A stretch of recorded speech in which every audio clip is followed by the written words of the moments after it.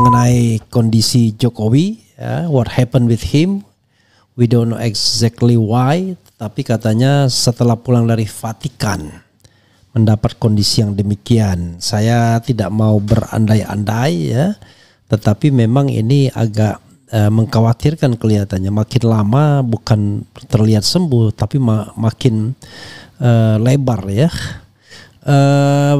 Kalau kita lihat misalnya sobat sekalian, ada yang mengatakan kondisi Jokowi ini sebagai sindrom Stephen Johnson katanya. Saya nggak ngerti kenapa dibilang Stephen Johnson. Jadi kalau kita cari di AI overview ini ya, artificial intelligence overview. Jadi ini informasi awal ya, jangan dipercaya 100%. Sindrom over Johnson itu adalah sindrom Stephen Johnson, SGS ya, adalah reaksi kulit dan selaput lendir yang serius dan langka, seringkali dipicu oleh obat-obatan atau infeksi.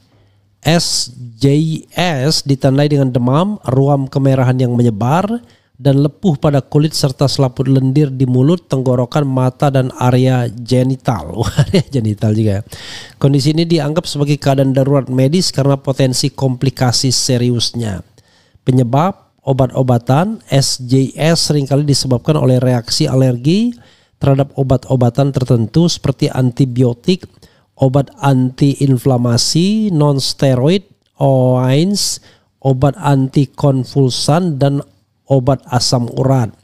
Infeksi bakteri, virus atau jamur juga dapat memicu SJS ya, SJS ya.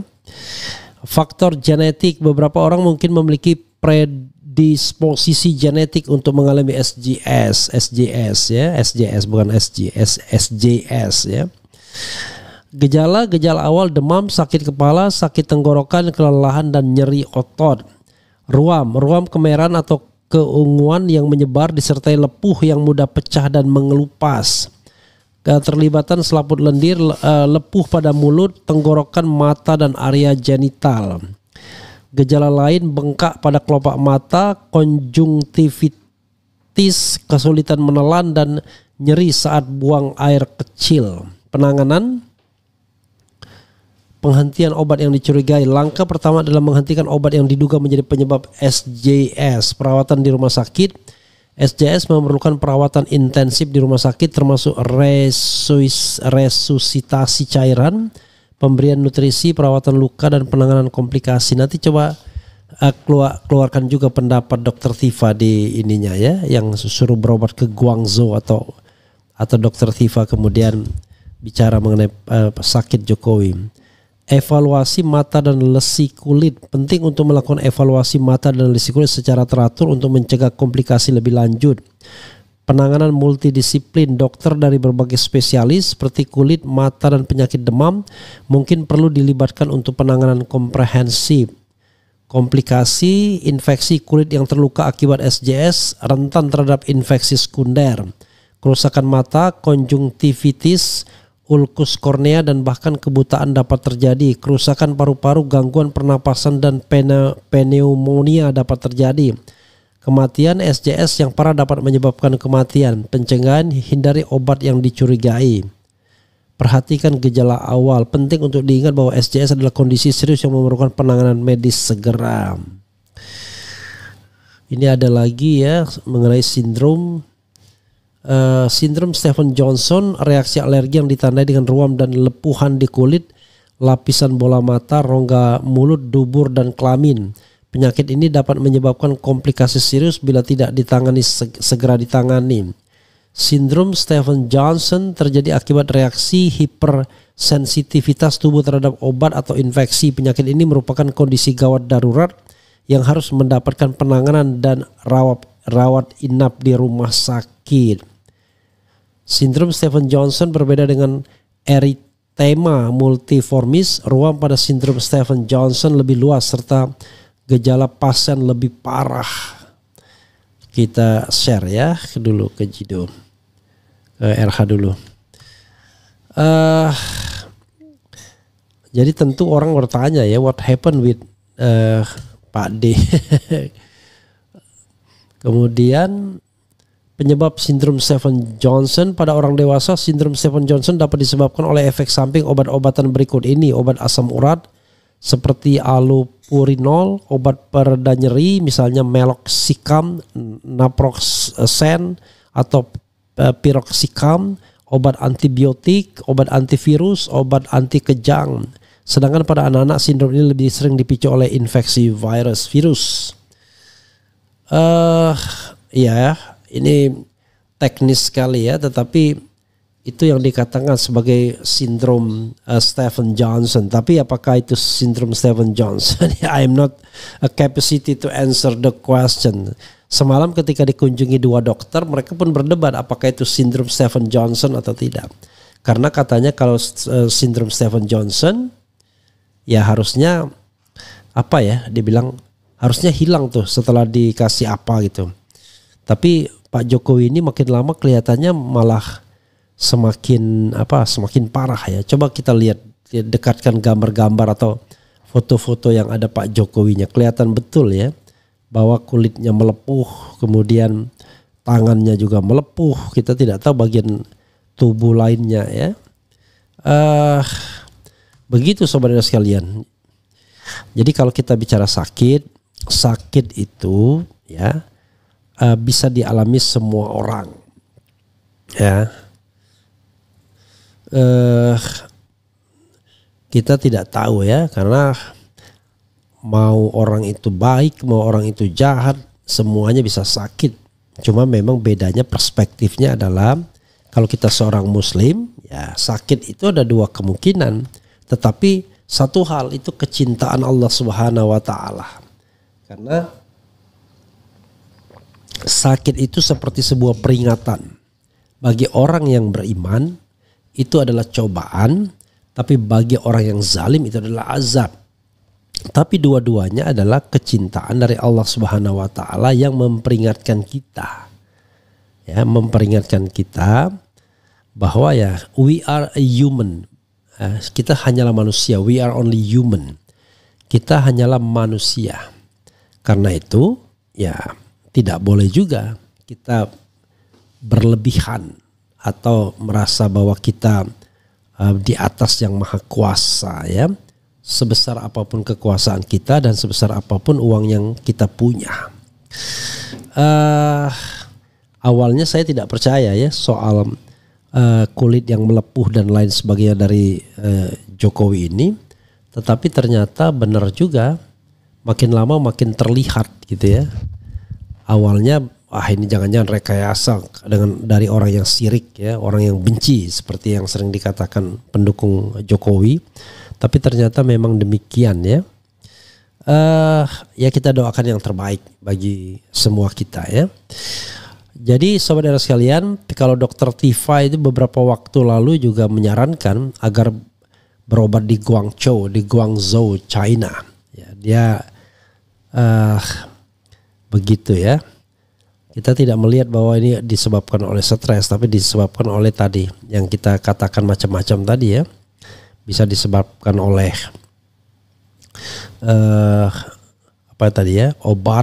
obat-obatan rata-rata ya, obat-obatan yang dimakan. Dan kita tahu bahwa mungkin saja Pak Jokowi ketika di Vatikan karena cuaca yang berbeda minum obat-obat tertentu yang kemudian memicu yang namanya Stevens-Johnson syndrome ini. Tapi apakah itu Stevens-Johnson syndrome? Ya nggak ngerti juga kita, karena kita hanya melihatnya dari jarak jauh. Begitu sobat RH sekalian ya. Coba kita bacakan komentar sobat RH sekalian yang pastinya ngeri-ngeri sedap ya. Hadir pagi nih, hadir paling awal. Apa cloningnya Jokowi? Ya, itu satu spekulasi yang saya pernah dengar ya. Sebenarnya bukan cloning. Intinya adalah ada yang namanya Joko Widodo yang kuliah. Munculkan lagi ya.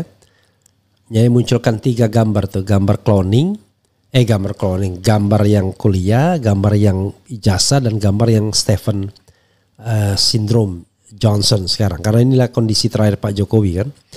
Jadi saudara sekalian, ada yang kuliah yang namanya Joko Widodo. Kemungkinan dia bisa saja lulus sarjana atau lulus sarjana muda. Ya, sarjana muda bukan mudah, sarjana muda ya. Engkau sarjana muda ya, rasa tak dapat kerja. Jadi tetapi itu diyakini oleh Dokter Tifa yang berapa kali membedakan bentuk hidung, bentuk gigi dan lain sebagainya, berbeda dengan Jokowi yang sekarang plus Jokowi yang ada di ijazah. Nah itu makanya kemudian ini siapa ini sesungguhnya? Apakah dia menggunakan identitas Joko Widodo yang pernah kuliah, padahal nama aslinya adalah Mulyono misalnya. Tapi kan sekali lagi itu baru spekulasi dan kemudian ya dia dipersiapkan oleh sebuah kekuatan yang dahsyat. Ini soal yang besar kata Dr. Zulkifli. Tapi sekali lagi baru analisis dan spekulasi ya. Kalau mau diselidiki lebih lanjut ya bisa. Nanti kita akan tampilkan sebuah video dari Christovito Wiloto gitu ya. Christovita Wiloto yang mengatakan soal yang terkait dengan bagaimana China merekayasa utang dan lain sebagainya. Nah itu kita nggak ngerti juga ya. Oke, ini ada juga nih ya. Soal penyakit begini ya. Jadi sudah ditampilkan ya, apa itu sebenarnya sindrom Stephen Johnson gitu ya. Stephen Johnson adalah kondisi medis yang langka dan serius yang menyebabkan ruam kulit yang menyebar dan melepuh serta kerusakan selaput lendir ya. Oke, ini ada dari Columbia Asia Indonesia mengenai, nah ini soal Jokowi juga. Presiden ke-7 RI Joko Widodo absen di peringatan Hari Lahir Pancasila 1 Juni lalu. Kabar beredar Jokowi mengalami alergi usai kunjungan ke Vatikan. Ajudannya Syarif Fitriansa menyebut cuaca ekstrim jadi pemicu utama. Ia juga membantah rumor soal penyakit serius atau pemeriksaan medis ke luar negeri. Ya memang ada isu yang mengatakan bahwa Jokowi langsung diterbangkan ke Jepang ya. Tetapi itu dibantah. Tapi kita nggak ngerti juga karena kita tahu sobat RH sekalian, ke Jepang ini tidak memerlukan visa kalau kita menggunakan paspor elektronik. Itu satu, sehingga ya bisa cepat ya. Kedua, kalau pakai pesawat pribadi ya ke Jepang itu ya nggak lama. Kurang lebih ya kayak ke Papua saja ke Jepang itu ya. Apalagi pakai pesawat elektronik, pesawat jet atau pribadi ya. Cuma kita tidak tahu apakah betul Pak Jokowi sempat ke Jepang ya, ketika dia tidak hadir di dalam acara peringatan hari lahirnya Pancasila 1 Juni. Dan kalau sekarang sudah 22 Juni, maka ya 22 hari sudah dia sakit, 1 bulan barangkali ya. Jadi awalnya kan dibantah, tetapi ternyata menjadi terus bermasalah ya. Kita bacakan ya. Assalamualaikum warahmatullahi wabarakatuh. Abang RH sehat selalu. Saya tidak bisa mau membacakan yang aneh-aneh ya. Jangan-jangan efek oplas. Hati-hati, pulau-pulau dijual. Oke. Penyakit kulit. Oke. Pak Joko kelihatan gemoy, ke Kalimantan Utara hadir ya. Astagfirullahalazim, pagi semua, awas ada penyakit kok malah pada datang. Kita tidak mendapatkan konfirmasi bahwa sindrom ini menular. Tapi begini, di dalam ulang tahunnya yang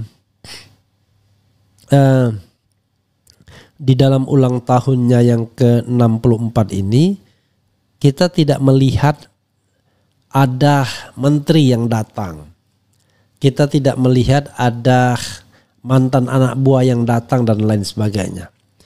Kita juga tidak melihat karangan bunga dari siapa, misalnya Pratikno dan lain sebagainya. Atau kita yang tidak terlihat, atau bagaimana kita nggak tahu. Karena kalau kita lihat sebelum beliau sakit, wah orang berdatangan berduyun-duyun. Nah kalau kita kaitkan dengan konon katanya menurut Christovita Wiloto bahwa yang namanya Prabowo itu sudah membongkar konspirasi antara Xi Jinping dengan Jokowi. We don't know exactly ya. Xi Jinping konon sekarang sudah tahanan rumah 10 hari karena dia merekayasa utang yang seolah-olah utang Indonesia, tetapi sesungguhnya itu adalah uang-uang BUMN. Nanti kita bahas setelah ini, walaupun ngeri-ngeri sedap ya. Makin ngeri-ngeri sedap saja pembahasan soal ini ya. Apakah iya ya? Nanti kita harus gini. Kalau kita mendapatkan informasi seperti itu, sebelum mendapatkan sesuatu hal yang solid, kita harus a big question. Jangan diterima mentah-mentah. Karena misalnya Xi Jinping tahanan rumah itu kan kita nggak tahu beritanya benar atau enggak ya. Misalnya gini. Wah, ini heboh, Xi Jinping dikudeta dan jadi tahanan rumah. Tapi ini lucunya beritanya adalah September 2022, bukan terbaru ya. Nanti kita lihatlah ya. Karena rata-rata bukan berita yang baru, jangan-jangan video yang lama itu. Tapi yang jelas video ketika presiden ketika muncul, ketika Jokowi, ketika Prabowo sudah jadi presiden, ngomongnya sambil lihat berita kita kemudian ngomong gak karu-karuan ya. Kita bacakan lagi komentar sobat era sekalian ya. Jangan diam di saat para penjahat negara terus-terusan melakukan kejahatan. Kemudian barang siapa yang berbuat kebaikan meski sebesar zarah biji sawi maka ia akan mendapatkan balasan yang setimpal. Dan barang siapa yang berbuat keburukan meski sebesar zarah ...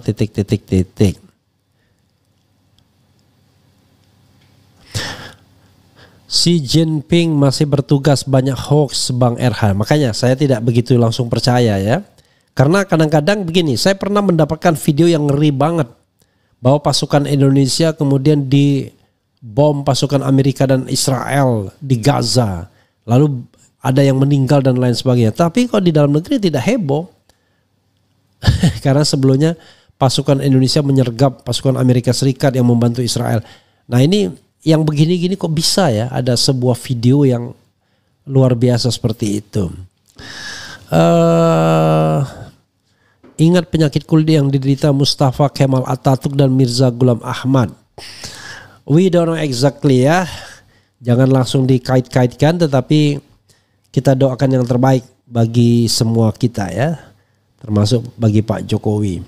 Jadi yang terbaik itu ya kehendak Allah Subhanahu wa taala. Mudah-mudahan semua kita husnul khatimah, dijauhkan dari mara bahaya, diampuni dosanya, dilepaskan dari siksa kubur, dan kemudian bersama orang-orang yang beriman menjejak surganya di akhir zaman kelak ya. Begitu sobat RH sekalian, tidak ada lagi yang bisa saya sampaikan kecuali ya itulah kondisi terakhir Pak Jokowi ya. Ruam, kulit mengelupas, kemudian kepala mulai botak, lalas di depan, kemudian kelihatan jalannya lamban, gerakannya lamban, atau karena nggak ngerti ya, kelihatan betul bahwa ada masalah ya dengan kesehatannya. Itu saja saudara sekalian, mudah-mudahan bermanfaat.